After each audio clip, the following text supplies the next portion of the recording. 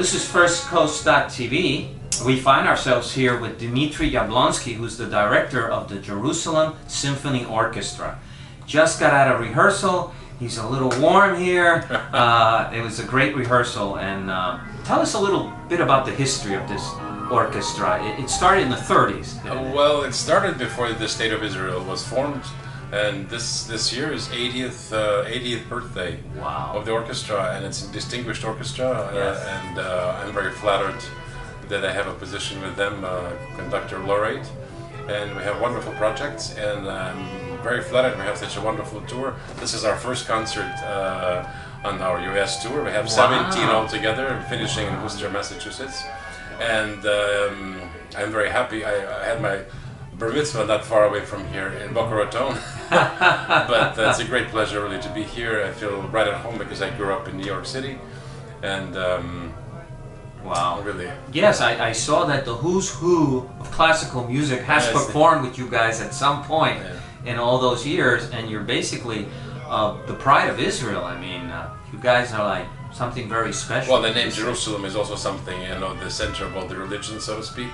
Then, of course, Gary Bertini was music director, Sergio Commissiona, Isaac Stern came all the time, of course, Herring Sharing, and many, many greatest musicians the world, the world's greatest stages have seen. Yes. So it's, people sometimes forget because it's really hard to keep with the electronic, the Facebook world, but it's really wonderful, and I'm very flattered, and we should have wonderful concerts. Great music. About how many musicians? That stage was just full. This stage is a bit small, we're 75. Oh my God. Yeah. Yes, you guys played the national anthem just for a little bit. My hair just stood up. Mine too. It was great. You got a tear in your eye. Yeah, it was really, I got a little emotional there. The other thing I was going to ask you, the program tonight, what are the pieces you guys are playing? Well, the pieces tonight we'll do, there's a wonderful composer, a good friend of mine, Alexander Tchaikovsky, the same Tchaikovsky, but Alexander, not Peter. Not Peter. Living in Moscow, he was the director of St. Petersburg Conservatory. Wow. Is a really phenomenal composer, and we, Farhad Badalbeli, tonight's soloist, who's doing the Prokofiev First Piano Concerto, have commissioned our big festival, Kabbalah in Azerbaijan, commissioned him a work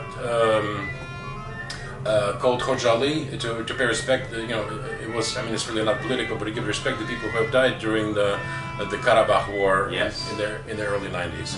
It's a very beautiful, unusual piece because it's orchestra, two oboes, two horns, the solo tar. Tar is the instrument from the Caucasus that plays in the mugam, if you ever heard of that. Yes. The piano, cello, viola solo also, a little bit of violin.